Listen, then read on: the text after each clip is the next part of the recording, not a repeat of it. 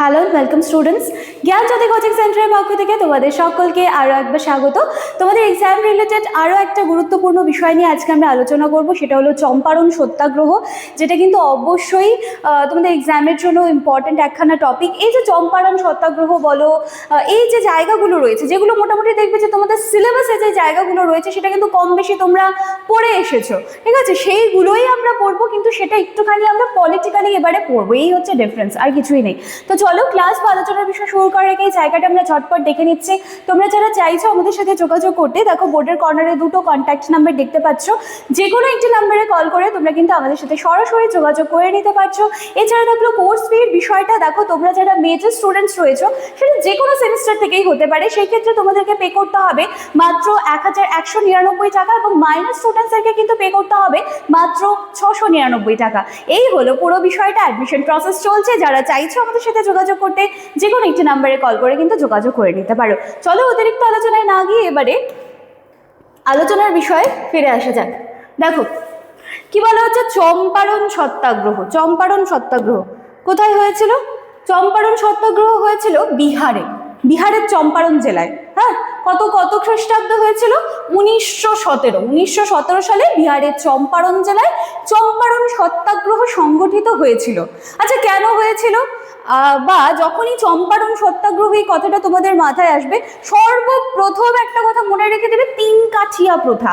এখানে নিশ্চয়ই তিন কাঠিয়া হয়ে গেছে, আমি তিন কাঠিয়া করে দিচ্ছি, ঠিক আছে? আচ্ছা, তো এখান থেকেই কিন্তু পুরো বিষয়টা শুরু হয়, এই তিন কাঠিয়া প্রথাকে হচ্ছে কি বলবো যে ফোকাস করে। হ্যাঁ, দেখো এবারে কি হয় যে এই যে চম্পারণ সত্যাগ্রহ ছিল, এটাকে কিন্তু আমরা বলতে পারি যে জাতীয় আন্দোলনের ক্ষেত্রে এটা একটি খুব একটা গুরুত্বপূর্ণ চ্যাপ্টার, বা এটা একটা গুরুত্বপূর্ণ মাইলস্টোন, এভাবেও আমরা বলতে পারি। আচ্ছা চলো এবার দেখি কি হয়েছিল। এখানে কি হচ্ছিল যে কৃষকদের ওপর কিন্তু অত্যাচার করা হচ্ছিল, ঠিক আছে? তাদের উপরে অত্যাচার করা হচ্ছিল। তো এখানে বলা হতো যে তাদের যে জমি রয়েছে সেখানে কিন্তু বাধ্যতামূলকভাবে তাদেরকে দিয়ে নীল চাষ করতে বলা হতো, এবং কৃষকরা তাদের ইচ্ছে মতন কিন্তু খাদ্যশস্য বলো বা ইচ্ছে মতো ফসল সেটা কিন্তু তারা ফলাতে পারতো না, এবং তারা যে নীলটা চাষ করে দিত সেটার উপরেও তারা ন্যায্য মূল্য কিন্তু পেত না, ঠিক আছে? এবং তার উপর কি হতো, তার উপর কৃষকদের উপর শারীরিক এবং মানসিক অত্যাচারও চালানো হতো, এবং নানা চুক্তির মাধ্যমে তাদেরকে যে কোনোভাবে ঋণ ধার এই যে জায়গাগুলো রয়েছে কোনোভাবে যেন কৃষকদেরকে সেই দিকে ফেলে দেওয়া যায়। ফলে কৃষকদের জীবন আস্তে আস্তে দুর্বিষহ হয়ে উঠছিল। প্রথমত তারা নিজেদের প্রয়োজন বলো বা পছন্দ তো ছেড়েই দাও, প্রয়োজন, ঠিক আছে, প্রয়োজন মতো যে খাদ্যশস্য সেটাও তারা ফলাতে পারছিল না, তাদেরকে দিয়ে জোর করে নীল চাষ করানো হতো, এবং এই যে তারা যে নীল চাষ করছে তার ওপরেও তো একটা ন্যায্য মূল্য বা তার ওপরেও তো কিছু একটা দাম তারাও ডিজার্ভ করতো, সেটাও তারা পেত না। এবং উপরন্তু এক্সট্রা কি করানো হতো, তাদের উপর কিন্তু শারীরিকভাবে মানসিকভাবেও কিন্তু অত্যাচার চালানো হতো। এবং আরও একটা জিনিস দেখো বোনাস হিসেবে তারা পেয়ে যেত, সেটাকে কিভাবে তাদেরকে ঋণের মধ্যে ডুবিয়ে ফেলা যায়, এইভাবে কিন্তু পুরো বিষয়টা চলছিল, ঠিক আছে? এবার কি হলো, কৃষকদের জীবন তো দুর্বিষহ হয়ে উঠছিল, এখান থেকে তো এবারে বের হতে হবে।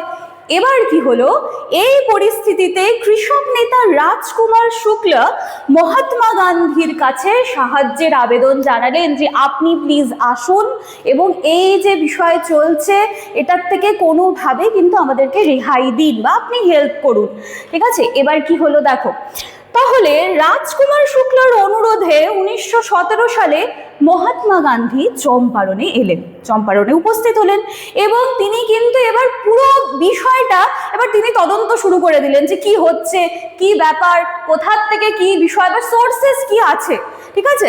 আচ্ছা দেখো, এই যে জায়গাগুলো রয়েছে না, এইগুলোকে তোমরা সিকোয়েন্সলি সবসময় মনে রাখার চেষ্টা করবে। এবার বলবে সিকোয়েন্সলি কি? আবার সবার প্রথমে একদম মনে রাখবে কোথায় হয়েছিল, বিহারে হয়েছিল, চম্পারণ জেলায়। কত সালে হয়েছিল? 1917। তারপরে বললাম একখানা একদম ইম্পর্টেন্ট টার্ম মনে রাখবে, তিন কাঠিয়া প্রথা। তারপরে একটুখানি তিন কাঠিয়া প্রথা কিসের তার বিষয়ে লিখবে। তারপরে একদম চলে আসবে যে দেখো যখন তিন কাঠিয়া প্রথায় তোমরা এলে তখন দেখবে যে কৃষকের জীবন কিন্তু দুর্বিষহ, তাহলে দুর্বিষহ যখন, তাহলে সেখান থেকে তো আবার বের করতে হবে। তাহলে বের করার কি হলো ব্যাপারটা, তখন মনে রাখবে এই যে রাজকুমার শুক্ল ছিলেন, যিনি কিন্তু কৃষক নেতা ছিলেন, তিনি কিন্তু গান্ধীজির কাছে সাহায্য চেয়েছিলেন। ঠিক আছে, এভাবে বিষয়টা এবার এগোবে। এবার চলো কি হলো দেখি। ব্রিটিশ সরকার তাকে এলাকা ত্যাগের নির্দেশ দিলেও তিনি কিন্তু অহিংসভাবে অমান্য এবং আদালতে নিজের নৈতিক কর্তব্যের কথা জানান। এভাবেই ভারতে প্রথমবারের মতো সত্যাগ্রহ পদ্ধতির একটা সফল প্রয়োগ ঘটে। গান্ধীজি পুরো বিষয়টা গান্ধীজি এলেন, পুরো বিষয়টা গান্ধীজি কিন্তু এবার দেখা শুরু করলেন। দেন গান্ধীজি কৃষকদের সংগঠিত করলেন এবং তাদের সমস্ত কমপ্লেন যা ছিল সমস্ত কিন্তু তিনি লিপিবদ্ধ করলেন এবং সরকারের ওপর একটা তদন্ত কমিটি গঠনের জন্য এবার গান্ধীজি চাপ সৃষ্টি করলেন। আচ্ছা, এবং শেষে কি হলো দেখো, অবশেষে ব্রিটিশ সরকার একটি তদন্ত কমিশন তৈরি করতে কিন্তু বাধ্য হলেন, এতটাই কিন্তু প্রেশারাইজ করা হয়েছিল। আচ্ছা, এবং এই যে তিন কাঠিয়া প্রথা, এই তিন কাঠিয়া প্রথা কিন্তু এবার তুলে দেওয়া হলো, তিন কাঠিয়া প্রথা বিলোপ হলো। তো কৃষকরা আংশিক ক্ষতিপূরণ লাভ করে। চম্পারণ সত্যাগ্রহের মাধ্যমে গান্ধীজির নেতৃত্বে প্রতিষ্ঠিত এই যে অহিংস আন্দোলন বা এই অহিংস আন্দোলনের কার্যকারিতা সেটা কিন্তু প্রমাণিত হয়। এবং এটি শুধুমাত্র যদি আমরা আপাত দৃষ্টিতে বলি যে এটি শুধুমাত্র একটি কৃষক আন্দোলন ছিল, ডেফিনেটলি এটা একটা কৃষক আন্দোলন ছিল, কিন্তু দেখো ভারতীয় জাতীয় আন্দোলনে গণভিত্তিক সংগ্রামের সূচনাও কিন্তু এখান থেকেই হয়েছিল। ঠিক আছে, এবং স্বাধীনতা আন্দোলনে অবশ্যই এটা একটা নতুন পথ দেখানো বা নতুন একটা কি বলবো যে রাস্তা তৈরি করে দিচ্ছে। ঠিক আছে, এইরকম একটা বিষয় কিন্তু ছিল। তাহলে এই যে চম্পারণ সত্যাগ্রহ কৃষক আন্দোলন ডেফিনেটলি ছিল, কিন্তু এর সাথে সাথে দেখো এটা কিন্তু জাতীয় আন্দোলনের গণভিত্তিক সংগ্রাম, যে সকলে একত্রে মিশে বা একত্রে মিলে এই যে জায়গাটা জাতীয় আন্দোলনের জন্য পথ প্রশস্ত করে দেওয়া, সেটাও কিন্তু একটা জায়গা ছিল এখানে।